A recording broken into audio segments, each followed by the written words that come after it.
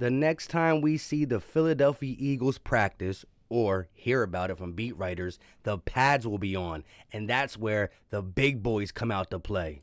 This is Philly Talk with Philly Mike. Talking sixes in the bird gang, that's our life. Competition, we ain't scared, yeah, that's what we like. Win or lose, you know we showing up and we gon' fight. You see we strive for the sky every day that go by. And every single week we screaming fly, Eagles fly. This is Philly Talk with Philly Mike, yeah. This is Philly Talk with Philly Mike, yeah.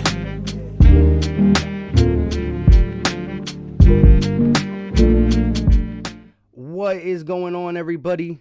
I go by Philly Mike, and this is the Philly Talk Podcast. And today we are talking about the linebacking room. Yes, I want to talk about this linebacking room. And real quick, shout out to Nico.Wave for making this song for me. Free of cost, just threw it out there for me. Much appreciated. A subscriber who rocks with Philly Eagles Sixers all day. Once again, much appreciated. The video I just threw together so I can get this song. My intro's not 30 seconds long. I'll figure out what I'm actually going to put through the first 30 seconds. My merch line should be done within the next month. Should be done, and maybe we'll throw that in there. But before we get into it, if you are new to the channel, hit that subscribe button. Don't forget to turn on post notifications so you know when we go live, drop some content, play-by-plays, everything. And hit that like button if you believe the Eagles are going to do good things this season. Don't forget to follow your boy on Twitter at Philly_Mike. That's where we talk Eagle news behind the YouTube scenes. And you know how we start these videos. E-A-G-L-E-S, Eagles! Let's go. So Davion Taylor is the main subject when I talk about linebackers in general. And he's getting these opportunities because Alex Singleton is out due to COVID. I don't know how long it's going to be, but Alex Singleton will come back and have a chance to earn his spot. The Eagles are going to play a lot of nickel and dime, so you're going to see packages where there's only two linebackers, maybe one. We're not going to be heavy in 4-3 base where we got three linebackers on the field. Now, you could treat Davion Taylor as whatever you want. The guy got 4-3 speed. He's versatile, so he would have to prove he can cover if he's going to be in the big nickels and stuff like that. But Davion Taylor's having a strong camp. He's flying around, looks versatile, really coming through. Again, last year, he was a third-round pick. When I had him on the channel, he didn't even think he was going to be a third-round pick. His agent was telling him fourth or fifth. The Eagles saw something in him and his raw athleticism, but he was behind. Not really his fault, but, you know, with his religion, not being able to play games in high school, you know, had to walk on to college. He came a long way, and I love an underdog story, and I'm rooting for him. And he's our third-round pick. Why wouldn't we want him to be successful? Again, Alex Singleton on a one-year deal. TJ Edwards, we'll see where he's at. We want our draft picks to succeed. I think this linebacking core, although it has no big names, it has different attributes to each player that if you rotate them enough, keeping them fresh, rotating them in certain situations, that's asking a lot for Jonathan Gannon, you can have somewhat of a total package. You know, TJ Edwards, Davion Taylor, Sean Bradley, Eric Wilson, Alex Singleton. I think it's a decent group, especially when you look at what we did in the secondary and how dominant the defensive line is being. We heard my guy Gate City say the offensive line struggling a little bit, and I'll give him that. Andre Dillard getting beat up, but I think it's more the defensive line is just too good. And how many defensive lines are our offensive line going to play that was third in sacks last year and probably going to be even better. So shout out to the D-line balling. But these linebackers, including Davion Taylor, are surprising me in camp just by what I'm reading. Eric Wilson in the offseason got the nod from Jonathan Gannon to start.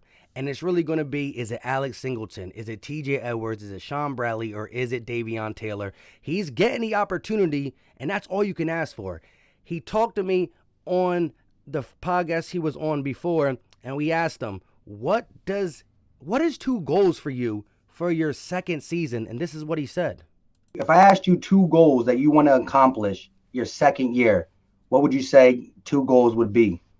The first one, I feel like the main one I've been thinking about is I want to earn respect from the league.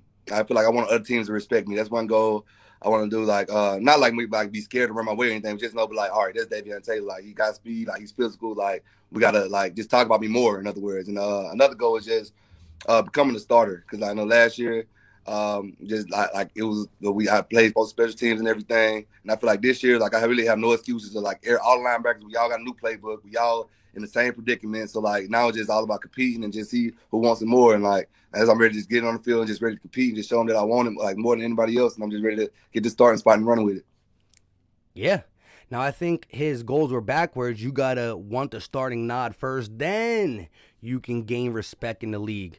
But I do feel good about this linebacking core, and I'm not happy that Alex Singleton's not playing, but sometimes you don't know what you have until you get that opportunity. And maybe we'll see him play heavier minutes in preseason with the little bit of trust he's acquired in these first 3 days. You don't really know. This is a new coaching staff, and they see players differently. They're like, I know what we could do with him. I know what we could do. Where Jim Schwartz wants to line up and play, and if you're not mentally and technically sound, he might not use you even in a package. Like last year, we were all saying this. Used to. Shout out to you guys, because y'all were saying it just as much as I was. Okay, Davion Taylor's a little bit behind the 8 ball, but if you know you're going to blitz, which we rarely did, put him in there. 4.3 speed coming off the edge. Just, find little areas, packages you could put him in to give him that experience, especially when we were losing games anyways. Why play the guys like Nathan Gary and Duke Riley, who we knew weren't going to be back?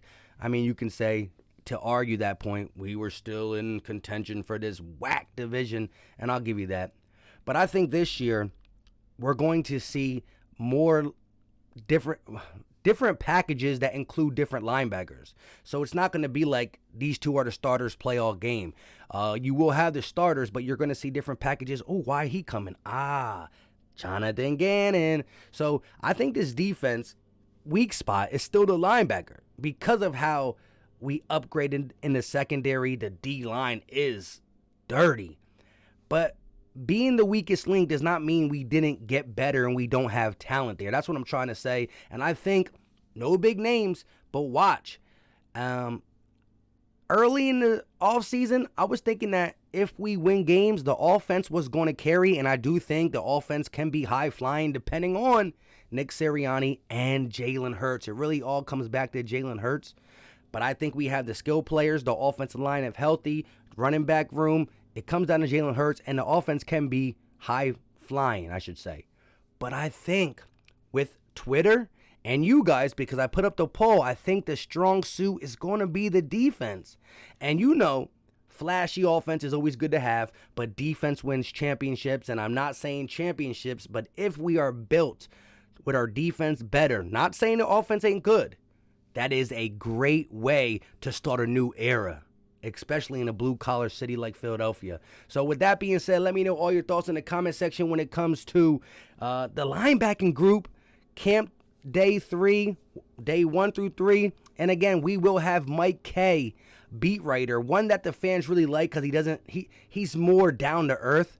He will be on the show sometime Wednesday. I don't know if it's going to be live or if it's going to be pre-recorded. But the good thing about that is we'll have Monday and Tuesday and Wednesday practice with pads on, where you get to see cool 11 on 11, and we can hear from his mouth what his eyes saw, because we're going to be reading his tweets early, but he'll come on and tell us what he saw. With all that being said, I got to get to the mall. My wife keeps texting me, we got to go to the mall. We got to go to the mall. I don't like going to the mall with my wife. Sorry. I'm kidding. She just takes forever. I want to go get a hat. I want to go get sneakers. I'm in and out.